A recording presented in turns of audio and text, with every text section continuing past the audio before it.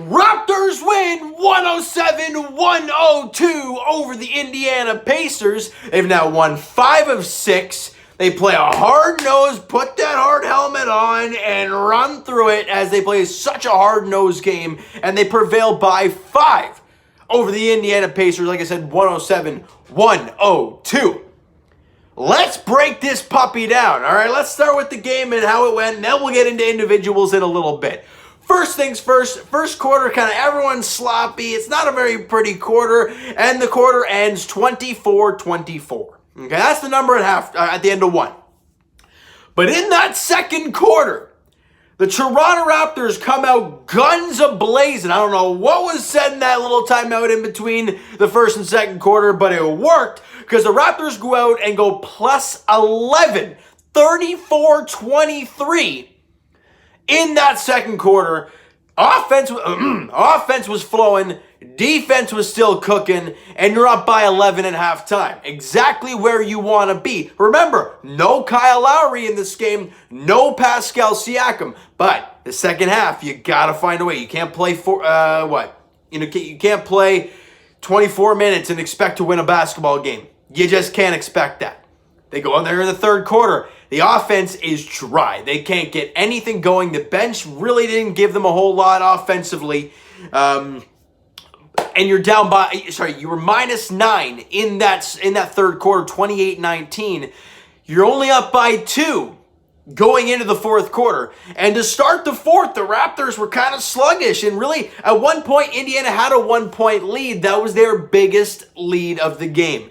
And that shows you right there, Raptor fans, that this team bent. They bent real good. They were down by 1 even. But they didn't allow that massive run to build on that lead and to just put the Raptors away.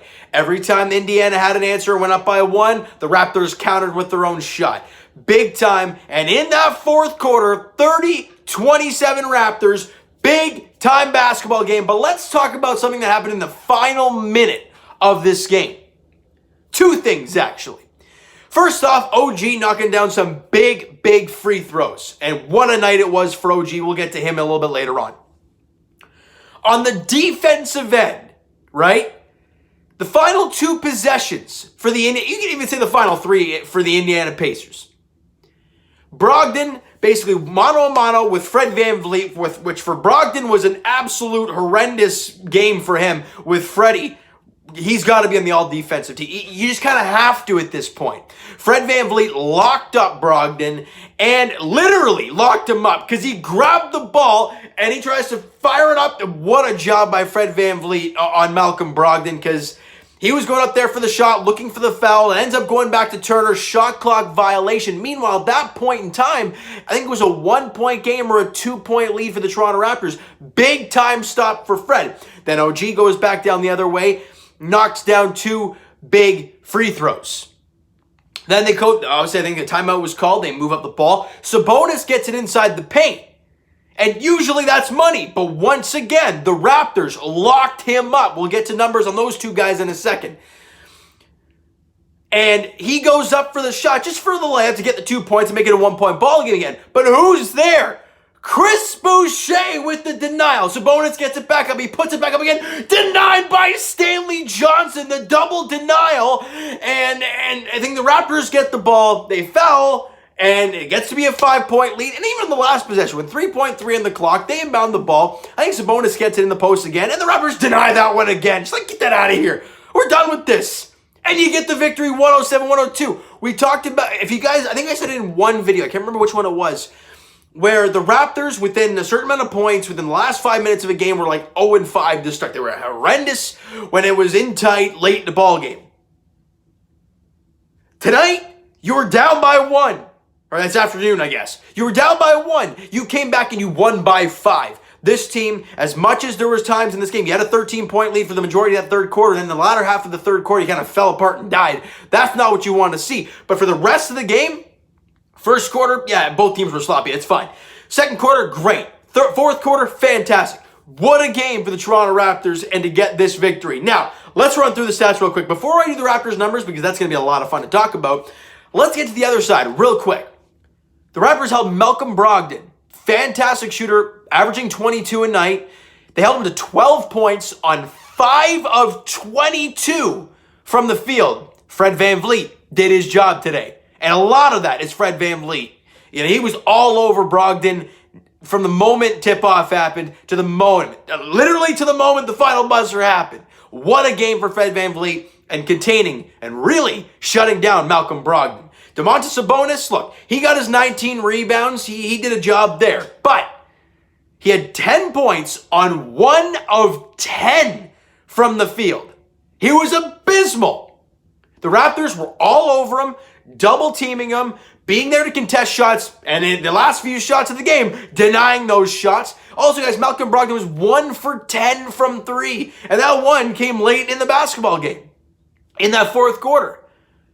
And you contain those two guys, 9 times out of 10, you'll beat the Indiana Pacers. Miles Turner dropped 25. He had a great night tonight, or afternoon. I'm not used to this. It's not Jay's baseball where you have some afternoon games. It's Raptor basketball we're talking here. Now, let's get to the fun stuff real quick, all right? Raptor fans, Aaron Baines, we talked about in the last video about how he's starting to look a little bit more comfortable. Well, today, we saw it even more. 12 points for Aaron Baines. He had 7 rebounds. He shot 5 of 9. He was 2 of 2 from 3. And all of that was in a matter of 17 minutes. Yeah, he didn't play a whole lot. Boucher played more majority of the last part of the game. But Aaron Baines put in the work in those 17 minutes when he was out there. You got to give the big man credit for that. I have not been a fan of him so far this year, but to see him go out there and succeed, you'll love to see it for the Raptors. Great job for Aaron Baines. And without a doubt in my mind and anybody's mind, the player of the game in this one, OG Anunoby, his career high is 32 32 points. He dropped 30 today. Big night, 8 rebounds as well for OG, had an assist, and just doing work. Like, I saw one play late in the basketball game where he got body position on Brogdon down low, leading to a grab. It was on a missed shot, too, from Powell, so he got bailed out, had a couple of free throws. It's all about the mindset of OG, and he was fantastic today. 9 of 16 from the field, great percentage. 8 of 10 from 3, including some big free throws down the stretch because the team overall didn't shoot very good from the free throw line. And also 4 of 6 from beyond the arc. He's been shooting the ball like money lately. And the thing I love about the 9 of 16 shooting is not just because he knocked down 4 threes, but the fact that quite a few of those shots were hard, brute muscle force down low on the inside against guys like Sabonis, Turner, just going right at these guys and laying it up and in or banking it in off the backboard. Huge game for OG. And, come on, we talk about young Kawhi. He had 5 steals. He had a block as well. 5 steals for OG Anunoby. Coming into the game today, he was 3rd in the NBA in steals per game. Larry Nance Jr. was 2.4 steals a game. Kawhi was 2.1, and OG was 2 on the dot. With 5 steals today, you bet your rear end that's going up. Maybe even jumping Kawhi Leonard. I don't know. That's a pretty cool number I wanted to fire out there to you guys. Now, let's get into some role players here. Actually, no, let's go to the starters still. Norman Powell had 22 points, 2 boards, 6 assists on 7 of 18 shooting, was 2 of 5 from 3. So not the greatest volume shooting night for Norman Powell, but the fact that he dropped 20 points, had 6 dimes as well, you'll take that any day from starting guard Norman Powell. He was fantastic today. Great job for Norm, knocking out a couple threes as well. He was great. Fred VanVleet, look, as much as the numbers from the field suggest that he didn't have a great game, if you watch the basketball game, you know the type of defense that Fred played today. 21 points, 5 boards, 4 assists, shot 6 of 15, but he was 4 of 9 from 3. He had 3 steals in the game and played Loctite defense on Malcolm Brogdon.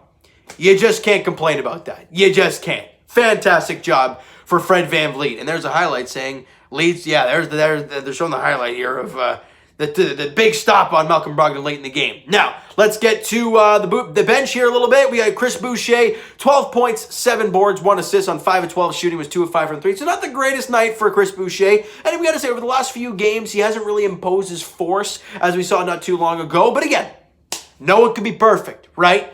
And let's get to these two guys, Yuta Watanabe and Stanley Johnson.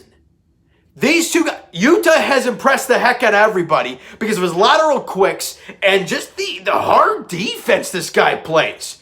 I mean, I don't have anything on here written about Utah but defense, because that's what he brought today. I don't think he had a single point. If he did, good for him, but that's not what I look at. I look at the way he played, and that defense he played today, and he was phenomenal. And Stanley Johnson, this guy's like Mr. Fourth Quarter for the Toronto Raptors, it seems. He only had 3 points. He shot 1 of 6 from the field, but he had 6 rebounds, 4 assists, and the big denial late in this ballgame. You can't tell me that Stanley Johnson's not playing great. He is literally living up to his Instagram handle, the Stanimal. He's living up to it right now, and you absolutely love to see it for Stanley Johnson. Well-deserved, and he's playing some fantastic minutes, and that is why he is in the basketball game. Remember, guys, they played like this without Pascal, without Kyle Lowry. That tells you the culture of the Toronto Raptors, and you absolutely love to see it. Fantastic. Now, next up, the Indiana Pacers, again, tomorrow night, 7 p.m. tip-off. So that is 1 o'clock nonsense. 7 p.m. tip-off tomorrow night in Indiana. Raptors looking for win number, how many in a row? I want to say 3 in a row and win number 6 of 7. And if they win that ball game, they'll be 8-9 and almost right back to 500 and clinch going for that playoff spot. This team is playing hard. They're playing great. I'm proud of these guys. I really am. All right, so you know what, guys? That is going to do it for this one. If you enjoyed the video and enjoyed the game there this afternoon, if you got a chance to watch it, smack the like button to appreciate that. Hit the subscribe button if you guys have not already. Comment down below your thoughts on that video, your thoughts on the game. What'd you like? What'd you not like from today's game? And oh my goodness, your MVP, I think it's without a doubt, it is OG Anunoby. But then again, Fred VanVleet, pretty good numbers across the board. Plus, incredible defense on Brogdon. So you can give it to him as well if you want. Twitter is down below for myself, guys. Follow, send me a DM, do all that great stuff. Also, the Instagram page is down below, so follow up there if you have not done so already. And what happened there? And I will talk to you guys the Leafs edition not too long from now. Game starting very shortly, 4 o'clock puck drop. Leafs and Flames at Scotia. No, it's in Calgary at the Saddle Dome. 4 o'clock puck drop there. Leafs looking for back-to-back W's and again to feel good. Obviously, no Joe Thornton. I don't know if there's an update on Austin Matthews. I can't remember. I mean, I just came back from work, watched the game, and here I am. So I haven't been all over the Leafs as of yet. But they play at 4 o'clock very shortly against Calgary Flames. All right, so I'll talk to you guys very shortly then. And I'll talk to you guys Raptors edition tomorrow night, 7 p.m. tip-off in Indy, taking on the Pacers. Raptors looking for win number 6 of 7 and win number 3 in a row. I think that's how it is. All right, so thank you guys so much for listening and watching. Hope you guys enjoyed the video. We'll talk to you guys then.